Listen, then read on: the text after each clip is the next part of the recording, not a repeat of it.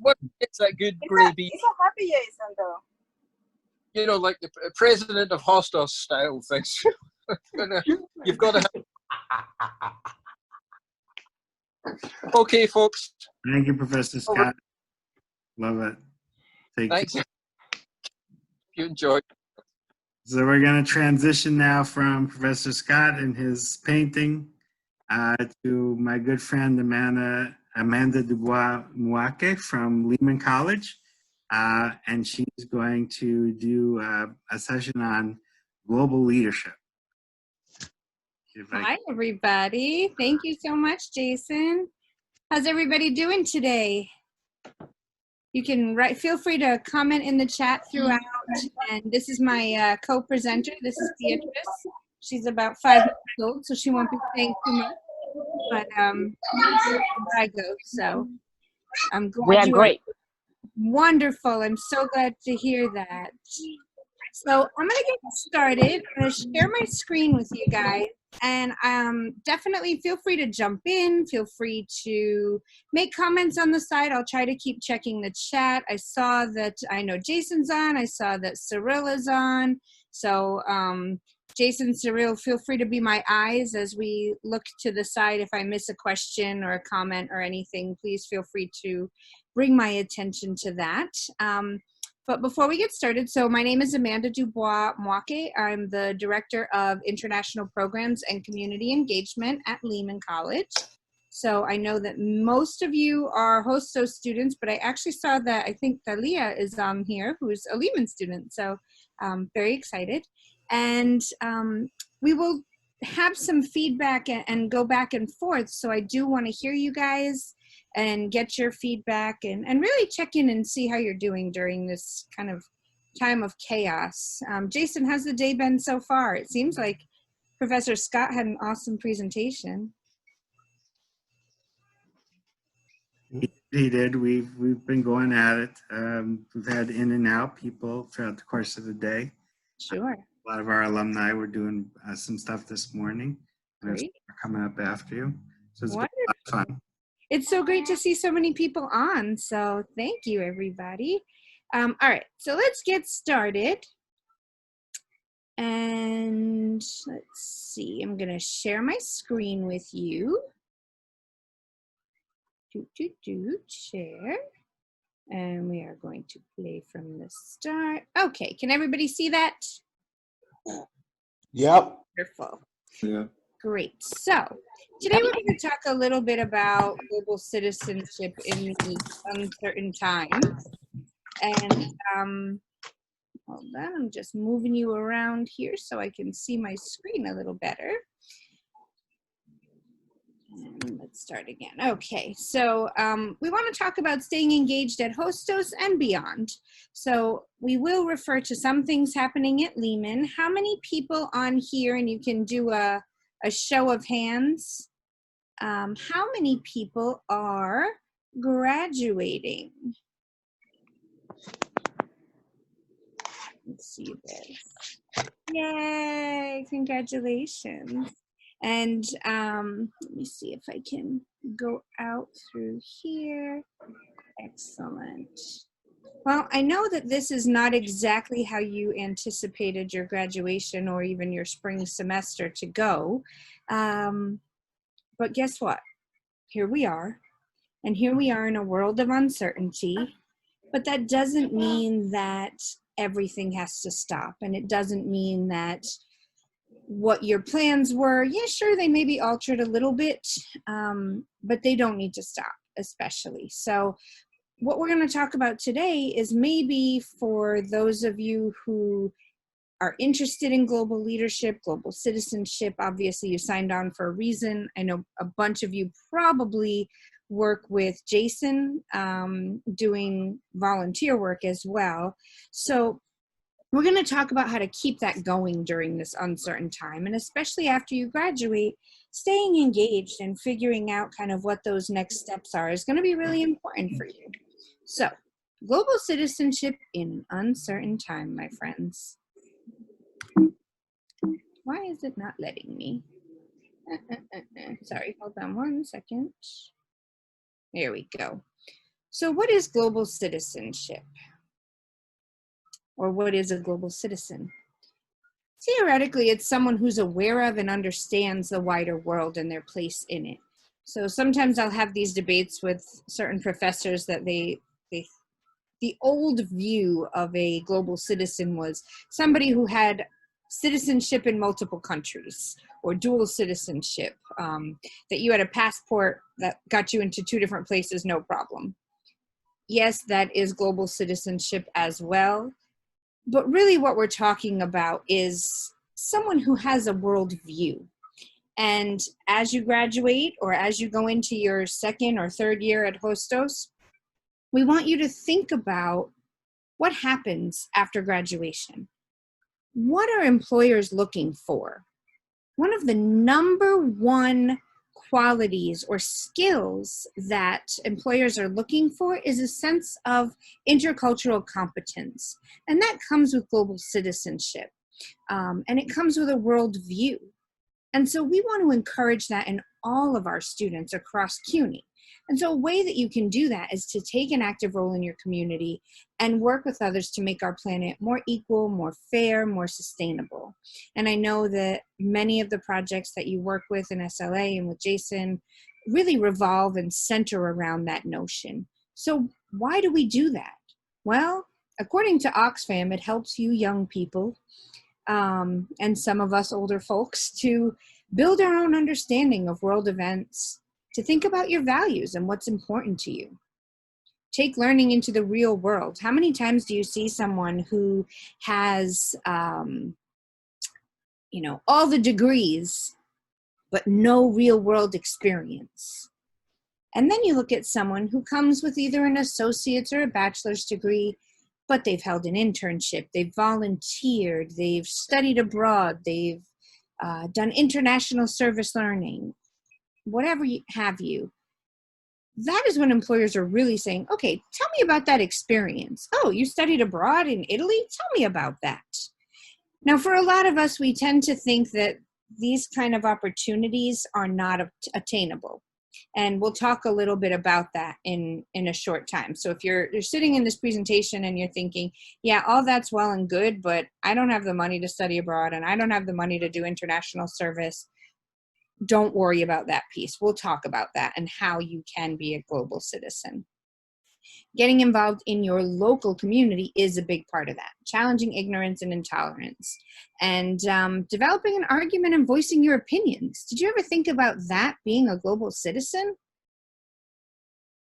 See that they have the power to act and influence the world around them.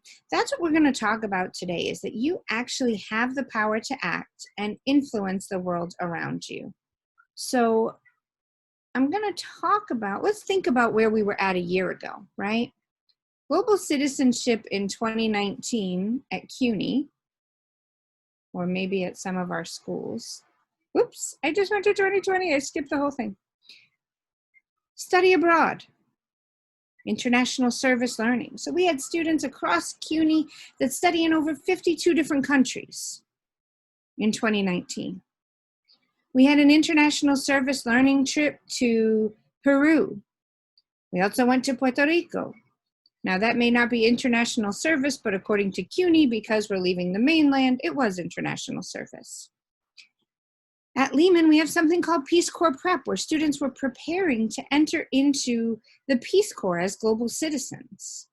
And you get a certificate at the end of your participation to show that you are actually a global citizen, whether or not you decide to apply to Peace Corps. And we're going to spend some time talking about that today and how you can apply those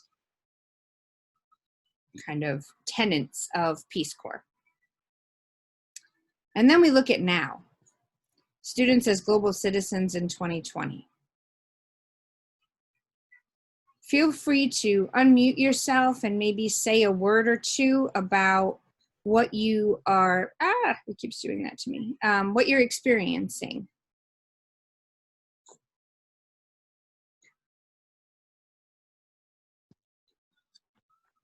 I'm gonna move this over so I can actually see your hands. I have to keep moving my presentation over so I can see you guys in the slides.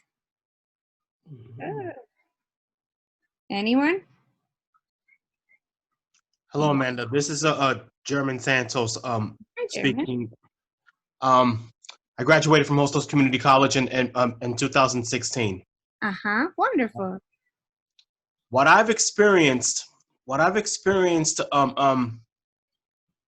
a foreign country, which is the Dominican Republic, is that they had to cancel their political campaign events, their political election events. Mm-hmm. And I'm sorry? Absolutely. Yeah, and what I did is that when I was in New York, I had to participate in a march, in a protest where there were hundreds and hundreds of people marching in the streets of in a section of Washington Heights, as well as other parts of New York City. Mm-hmm. All right.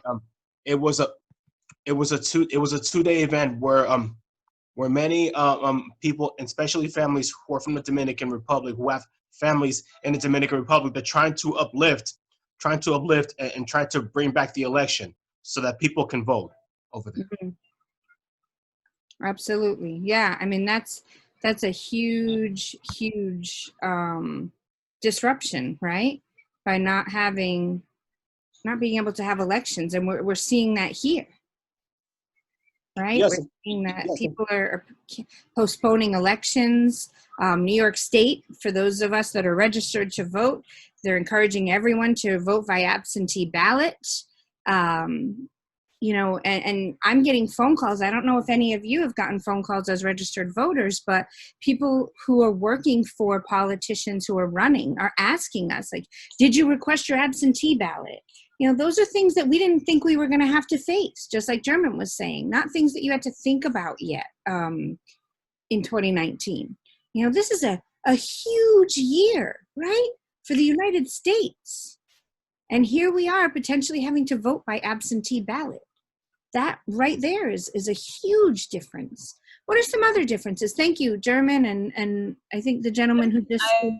Hi. Welcome. Yeah, Hi. introduce yourselves. Hi, Amanda. Hi. Juana. Hi, Beatrice. The thing about 2019 that became different because I just, I was laid off. I was working in mental health case management work.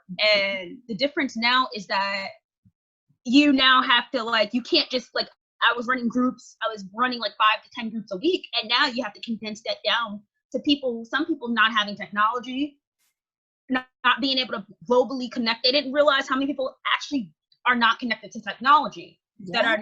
They're not going to be able to go to doctor's appointments. They're not being able to talk to people in the outside world because they're not connected to technology. And it's 2020. Everybody automatically assumed, and I worked in a not-for-profit, automatically assumed that everybody had technology. Everybody's connected at home, and that wasn't the case. Right. So being able to have being in groups of people, or even groups of 10 or 2 people in a room, is going to be obsolete. I was at Northeastern going to school online for professional studies anyway, so I was already used to not really talking to anybody but on discussion boards and blogs. But now it either furthers, and even near daily life, either furthers away that you're not really having communication because people are either too scared to talk or too scared to get the germs. And me living with somebody who actually caught COVID-19 is just okay, now we're very cautious and basically trying to use our platform to educate other people about the importance of wearing covering masks. And now we have to worry about children. That was something 3 months ago. We didn't have to worry about children catching COVID-19 or our pets, our love, everything around us. It seems like there's more to it that we don't know about it. Right. And then add in murder hornets and everything else that people are bringing up. How many people drinking bleach? Right. Come on. How many of you, and this, you don't have to answer it, but think about how many of you know young kids, right? I'll give you some other anecdotal situation. Yesterday, we rent an apartment from our friends that own a home in New Rochelle. And I heard all this beeping and I was like, what is that? And I went to the window with my son, and our neighbor downstairs is 10 years old. He goes to Jefferson Elementary in the area. And all of the teachers did a huge parade, honking through the streets and beeping, and all their windows were painted saying, we miss you, we love you. And I watched this 10-year-old boy who we live above be so excited to see his teachers, and his mom crying because he was supposed to graduate from the 5th grade. And this is how they ended the school year, how they're ending the school year. So all of this to say that we're obviously not in a situation that is normal to us, right? So how do we then say, okay, I've got all this other stuff going on, and Jason and I were actually having this conversation the other day, which is why I'm so happy to see so many people on this Zoom, because we thought, you know, there's so many other things going on, right? Students are dealing with loss of jobs, with trying to finish out the semester, with family becoming ill, or those that we care about becoming ill with coronavirus, and all of these things that you have a million other things you could be doing right now, and you chose to log into this leadership retreat. And that's so important. So how do I make this meaningful for you, right? I want to talk about how, with all of those other things that you have going on, how do you stay a global citizen so that when it is time to get back into the workforce, when it is time to go out and find those jobs, that you are actually going to benefit from something that you've learned, and that you can say, through it all, I was able to stay engaged. So we know now you cannot go study abroad. CUNY has banned all study abroad trips through the fall semester. So it's not easy to get on a plane. We have something at Lehman called Lehman Life that some of you may have heard of. And that's where we travel abroad and we do international service learning, and we tie it to a course as well.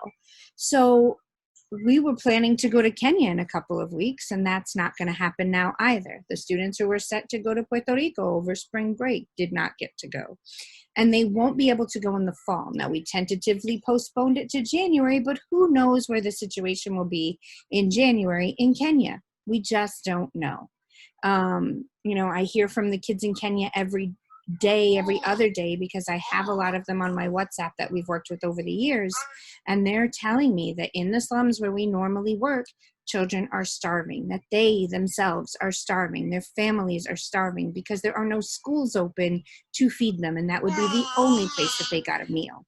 So we are in very different times. So now what is that group of students who had originally planned, apparently Beatrice wants to present too, who had originally planned to go to Kenya? How do they stay involved as global citizens, and how do we keep them engaged?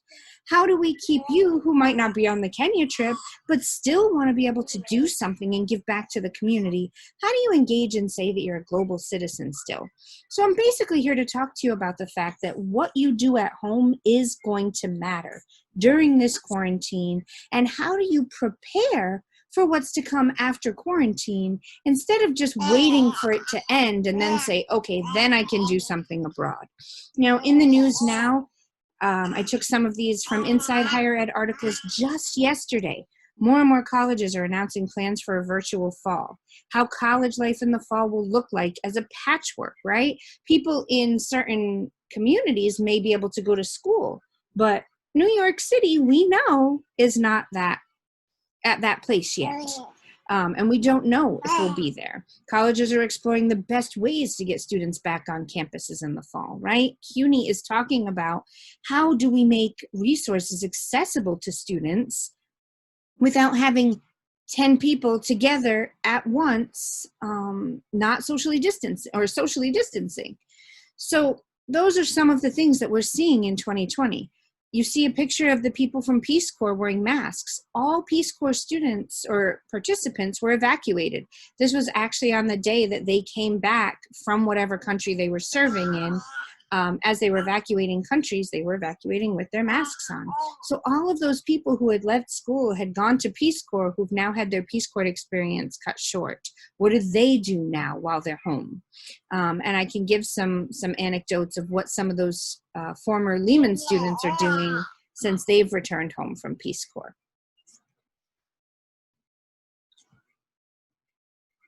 Oops, sorry. So how do we move forward? I am the queen of going ahead on the slides. So how do we move forward? What can you do as a Hostos student to stay engaged with a broader understanding of the world and your place in it?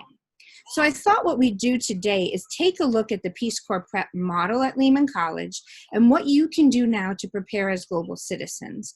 So that's kind of twofold, right? If any of you decide that you're transferring to Lehman after Hostos, fabulous. You've already completed some of the coursework potentially to be able to get into Peace Corps.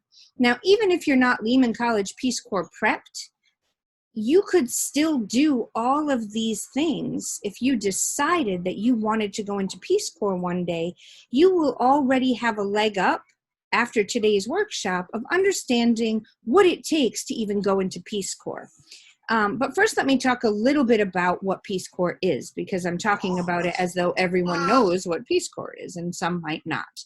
But Peace Corps is essentially the international service mecca, where you give 2 years and approximately 3 months of your time, post-college graduation usually, but anytime after that, to volunteer in a third world or an underserved or underrepresented country. And so we're going to go to the Lehman Peace Corps page just to give you guys a sense of what Peace Corps prep is and how you at Hostos could start to think about preparing if you are interested in any type of global citizen work. So just because you would get a global citizenship certificate from Peace Corps, or at Lehman, we're now adding a global distinction so that if you are Peace Corps prepped, you graduate with global distinction. We're in the works on that right now, but there are different sectors. So I want people to kind of shout out for me. When you think of education in another country, what do you think that that might look like? If you're doing Peace Corps and you're volunteering in another country, what might education be like? What would you do as an educator? Any ideas? And you can feel free to throw it in the chat as well if you don't want to speak. I mean, trying to adopt to the culture that I live in, like the community I work in. I feel like you have to be able to be a part of the community you live in no matter what. Like, you can't just like come in with your own values. You have to learn the way the people do things there. For sure. And what do you think some of the activities in education might be? I mean, I think it would be like, you know, books. Like, I love a lot of books. So I don't have a Kindle. I still own hardcover books because not everybody has an iPad, not everybody has a Kindle. And I think with that, like, it's still me being able to show a person with a book, sitting down with a person, having a one-to-one discussion, being able sometimes to not and understand, like, language barrier is sometimes could be one of our issues, or just the way I might be speaking could be an issue. But I've learned to break it down as to where we're all understanding. Like, I have to teach with Post-it boards, whiteboards, and stickies, so everybody has an understanding. If you're not of it, it's like me learning to understand everybody. Mm-hmm. Yeah. Tiana said, I don't like electronic reading. I prefer a physical book. Yep. I know. I just ordered an ebook, and I just told my husband, I was like, I've got to order the real book. I can't do this. I have trouble with it too. But let's think about, okay, so reading books, maybe teaching English as a second language, maybe supporting teacher development in other countries, maybe working with an early childhood education program. So are there any education, does Hostos have education as a major? Yeah. So are there any education majors on here? If not, I don't see any right now, but if so, that would be something that you would want to look at. Or think about what excites you, right? So you don't have to go into Peace Corps with what you majored in. You don't have to get a job in what you majored in. Obviously, we all hope that we choose a path that we like, that we're going to be able to get a job in. But sometimes that's not the case, and you have to choose something that you're passionate about, or you have to take something that you are well-versed in even. You know, so health field, anybody who's thinking pre-med, pre-nursing, x-ray tech, anything like that should certainly look at the health. And the reason that I'm talking about majors tied into these tracks is because when you choose to be a part of either Peace Corps Prep or Peace Corps, you have to choose a track, and we'll talk about why in a second. But you've got healthcare, right? So you could be doing anything in the healthcare field, including public health and public health education, which is huge in a lot of international communities, is just creating awareness that is not there always. Environment and agriculture, they kind of go hand in hand. Most of the Peace Corps postings you can find environment, like, well, if it's environmental, it'll also be listed under agriculture, unless it's something about, you know, fossil fuels or something like that, might not be under agriculture. Or a clean water project might only be under environment, but oftentimes it does have a lot to do with agriculture as well. So those are kind of synonymous. Youth and development. Anybody who cares about kids or likes kids. Anybody who does any type of psychology, sociology.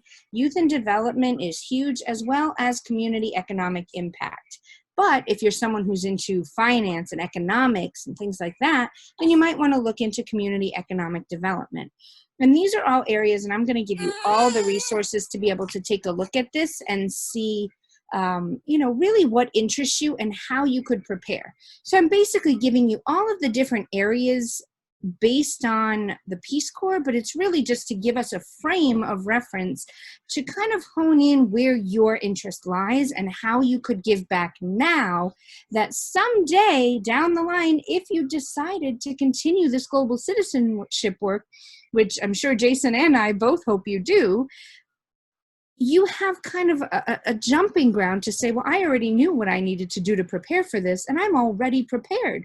So if I choose to join Peace Corps, or I choose to get a job at the United Nations, or with, you know, UNICEF, or, you know, any type of international aid organization or nonprofit, when they see that you have a Peace Corps Prep certification, or that you've taken all of these different steps, you're going to be high on that job list. Any NGO, absolutely. So I'm going to move back to this here.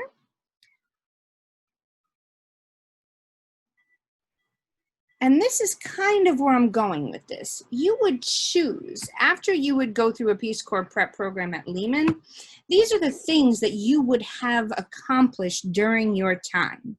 Now, every single thing here is done domestically, unless you did an international study abroad or something like that. But if you notice on this exit checklist, there is no study abroad required. There is no international service learning required. Now, do they count as intercultural competence? Absolutely. But there's training and expertise in a specific work sector. This is where I brought up your interest areas: the education, the health, environment, agriculture, youth and development, and community economic development. Those are all the areas that Peace Corps or Lehman would want to see in your training and experience, which fits into a lot of areas. If you are a math major and you're like, none of this has anything to do with me, well, guess what? Math education would be really a big deal. Community economic development requires math skills. Youth and development, sometimes there's after school programs or community programs that need someone who's well-versed in math to be able to help make that happen.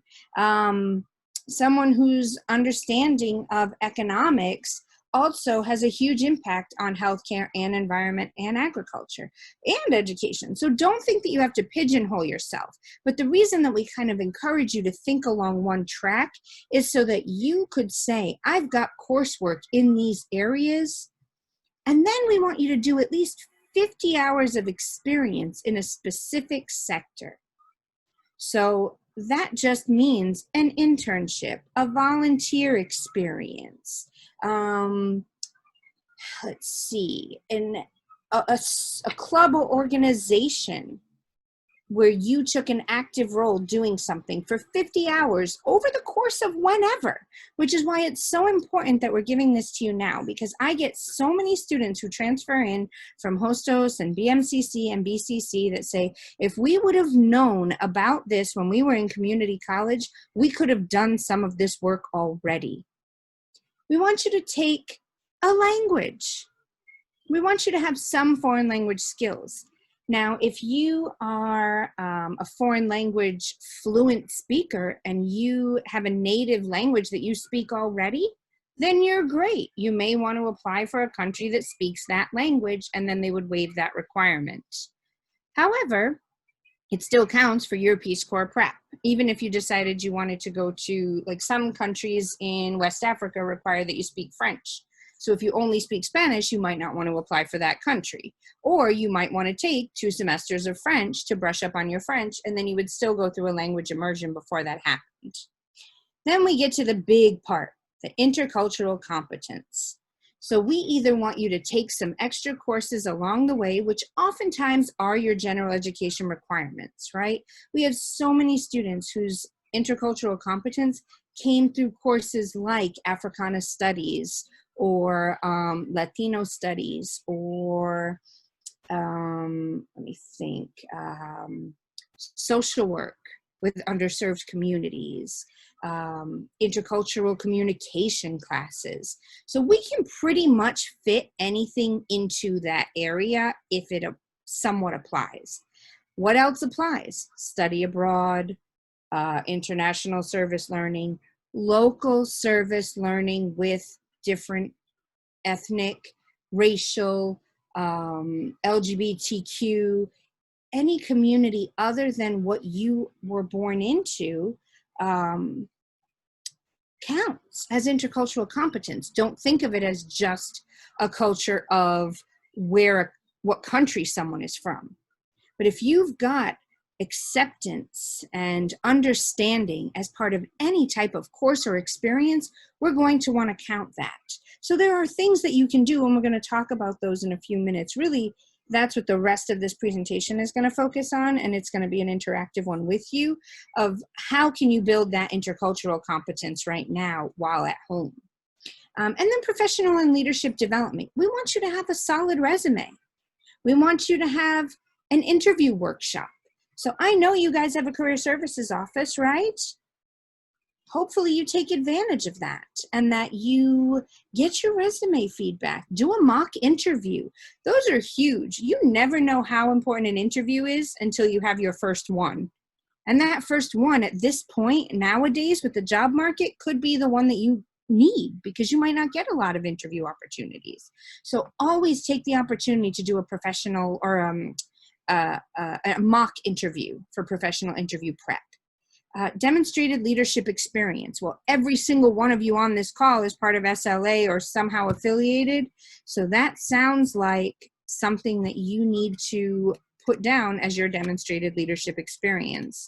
Tiana, thank you. They're currently offering internships through vault.com and Simplicity. So any students who are thinking about what can I do right now, I've seen companies offering virtual internship experiences for the summer.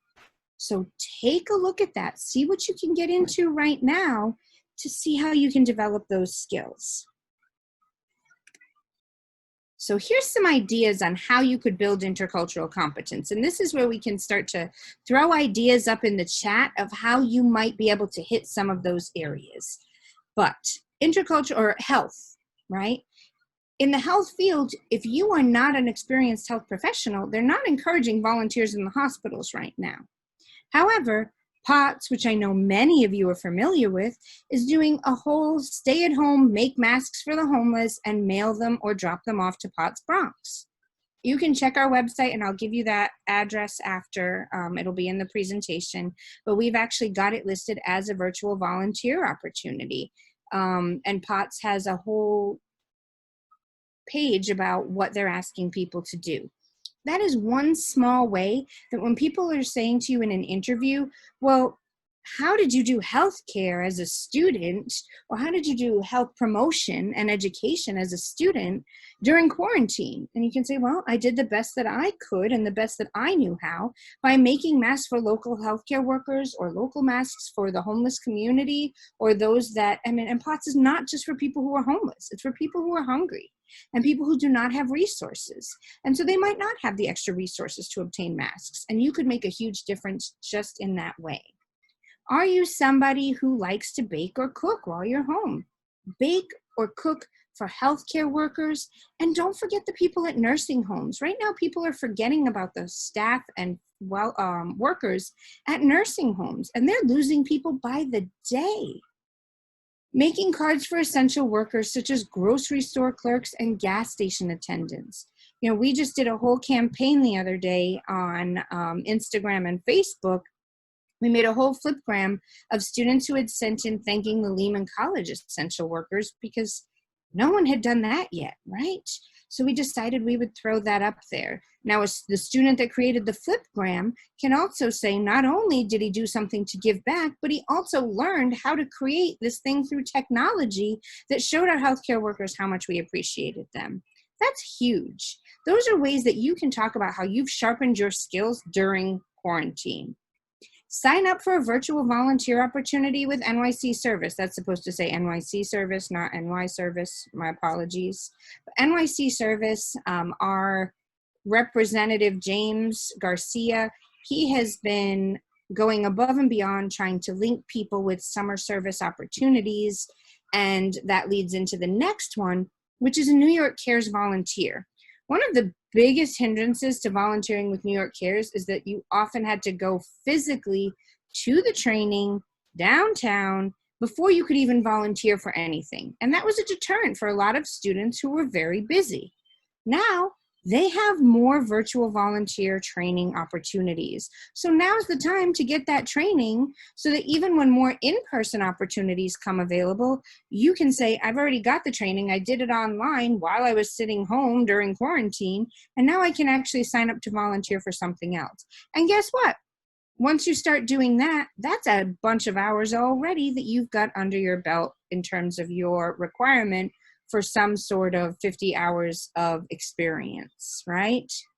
Volunteer with the New York City Suicide Hotline to answer calls, or any other organization. They're not saying that you have to be a licensed medical professional to answer calls for the hotline, but they do need people on the front lines answering the calls and referring them to where they need to go. That's another opportunity offered up through New York Cares.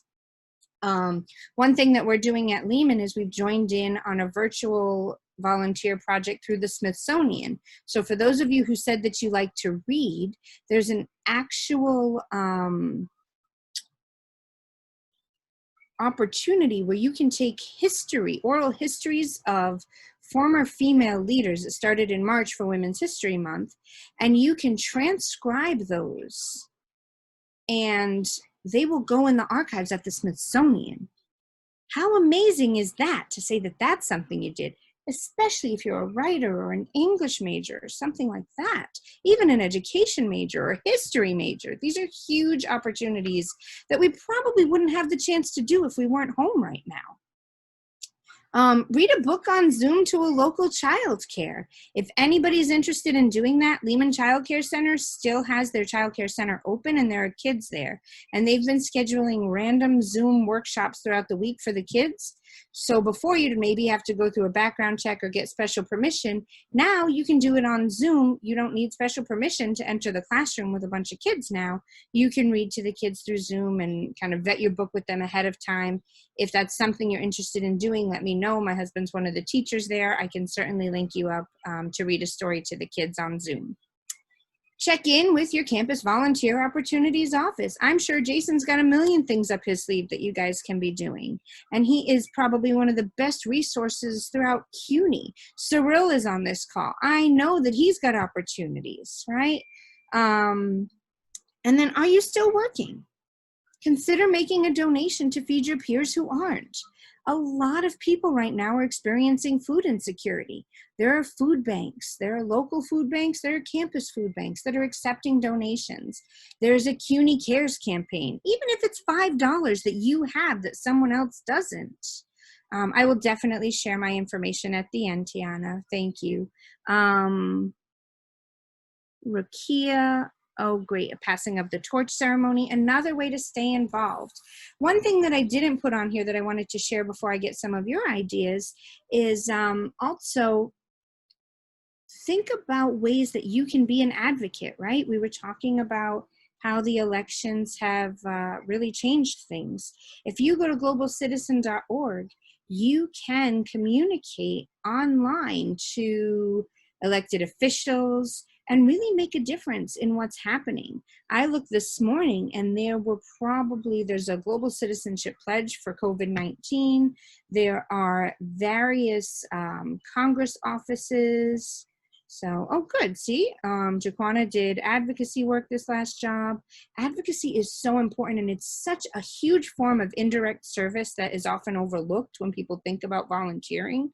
But there are a lot of people right now who need your support and need your advocacy all over the world. So let me hear from some of you.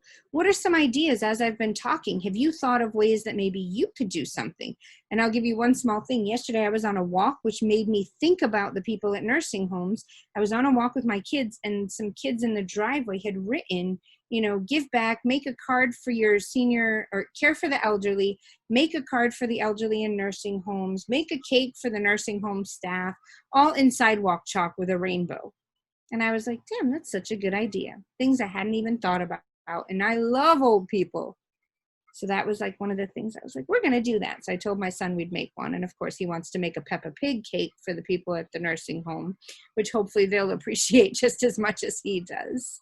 But let me hear from you guys. Hello, Amanda. It's me, German again. Hi, German. Hi. You mentioned about the word advocacy. As in like working as an advocate. There's an organization called the Children's Aid Society. Their volunteer service department recruits people to volunteer to work and get themselves involved into getting into like social issues for public advocacy. And my question to you is this: how could I what ways could I do to just for me to find a job to work as an advocate, like in any certain area, based on what you need? Sure. So one of the good ways is to start volunteering with organizations that do advocacy if they don't have positions open. And Jason, feel free to jump in if you know some extra things. Indeed is a great, Indeed and Idealist. Idealist is really one of those job search sites. I actually got my last job from just having a LinkedIn profile. I never heard of the company. I just put my resume up there, and happened that the old director was looking on my profile, and we had mutual friends, and I got my job. See, advocacy in mental health in New York State, you have to be certified. Mm-hmm. You can't do peer advocacy and work with mental health people without being certified. I mean, you can do it now because it's like the best time to do it. But like, I got that job just not even looking for this job. I wasn't looking for a job. I was working somewhere else when I got this job. Mm. So Indeed is always LinkedIn is also like getting your profile hooked up, having your best picture up there is definitely something that everybody should look into at this point. It's putting up your best pictures. Do not put up a shabby picture, or just have a great picture of how you look when you have your Sunday's best on, because everybody's in quarantine. Yeah. So don't have a quarantine picture up because it's not a good look. At least from the top up. At least from the top up. Thank you, Jaquana. Thank you, Jay. Yeah. One of the things I would say too is post what you're doing, like take some advocacy steps, right? Even if you do it on Global Citizen, a lot of times they will ask you to share what you've done. So share those on LinkedIn so that organizations and companies will see, oh, look, German is doing advocacy work and his resume is up here, says that he's seeking a position doing advocacy. Definitely put those, what you're doing in there, because people see that.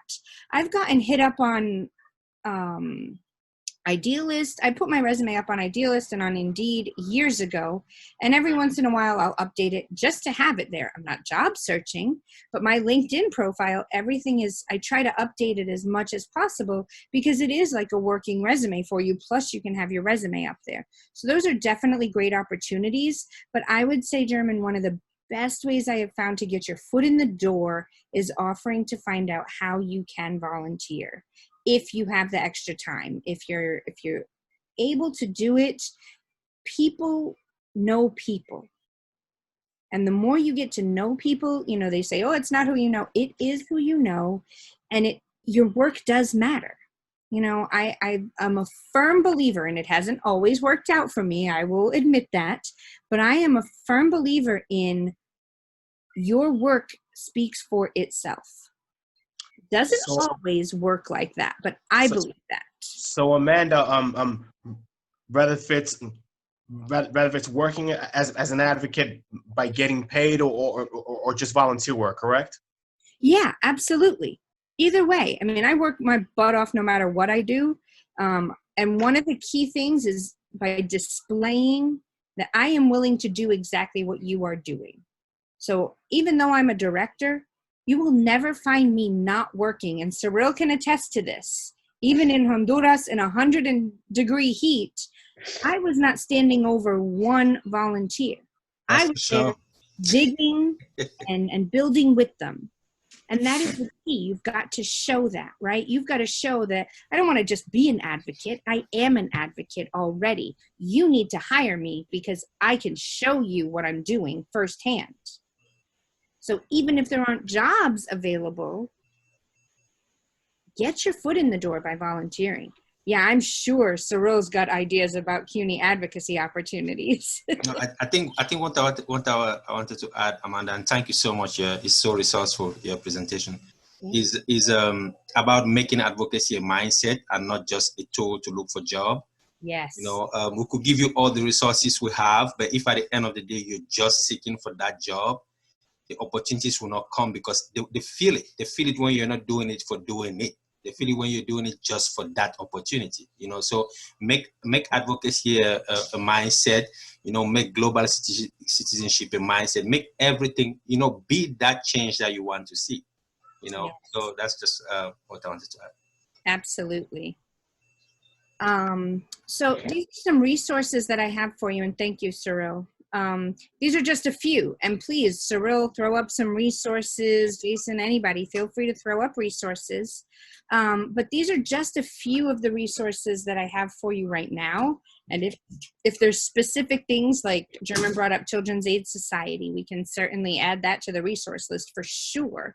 But you can definitely come to our website. It has all of our information about study abroad, about international service learning, about Peace Corps prep. And further, it'll have kind of a longer guide as to how you can reach all of those steps within the Peace Corps prep program. So there's a real detailed student guide about all the things that you can do, the types of courses you can take to really prepare yourself for that next level of global citizenship. So you can definitely check out our webpage.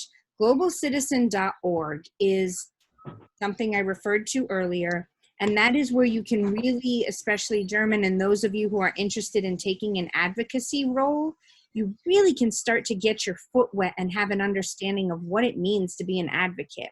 And some perks come with it, right? If anyone has witnessed the Global Citizen Festival, it happens once a year, and because it didn't happen, or it's probably not going to happen this summer, or I think it was in the spring that it happened, but once a year it happened in Central Park with like 1 million people. Can't do that. So they did everything online, and over the course of a week, they had a whole Global Citizens concert. I mean, you're talking the biggest names in the business show up and show out for this kind of thing, and you cannot buy tickets. The only way you can get in is to earn your way in through advocacy. It happened last March. Okay, thanks, Arnold. Yeah, I remember going to it a few years ago, pre-children, and it was the most amazing thing. And I remember going, it was the first year that they had held it in Central Park.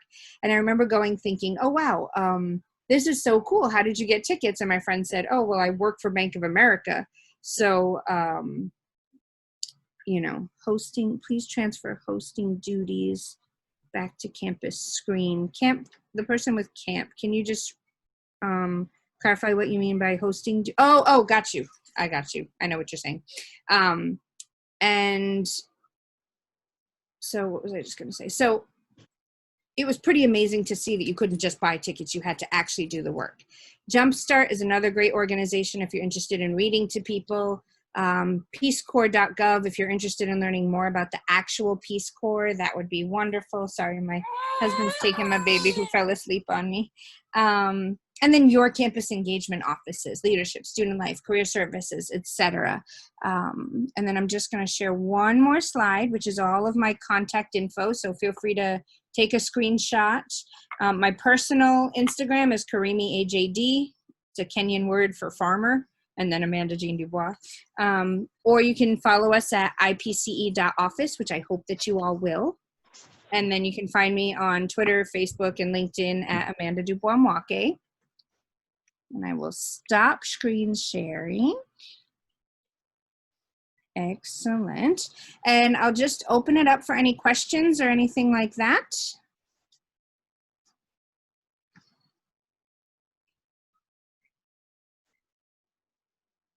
Anybody?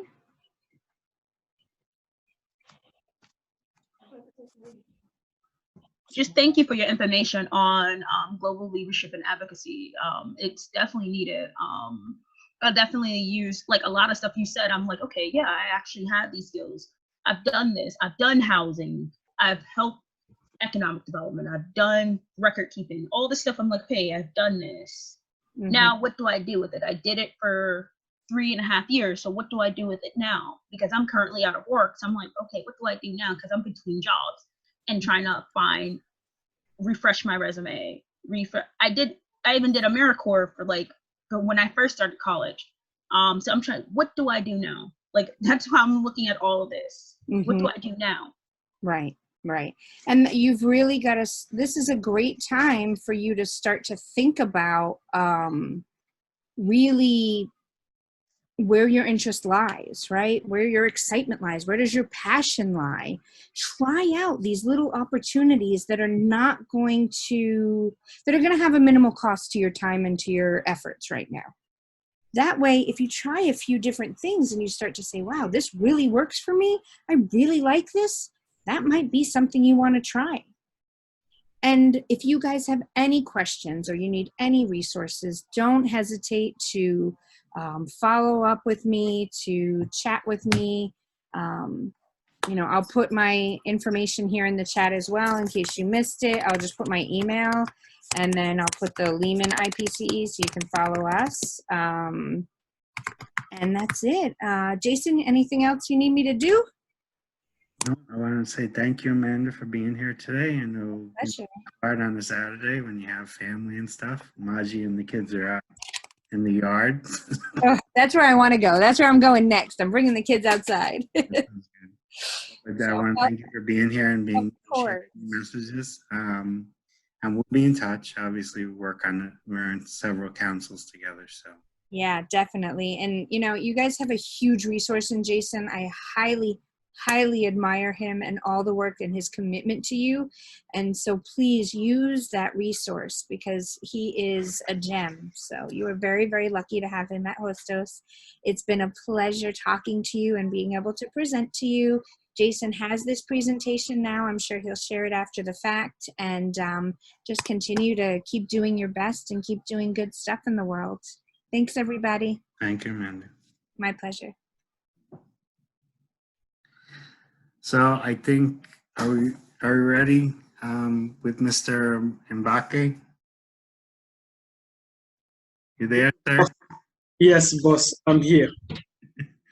All right, so quick transition into our next workshop. Saint is one of our alumni, graduated, served at our college both in the SGA and SLA, has gone on to study at Harvard University, and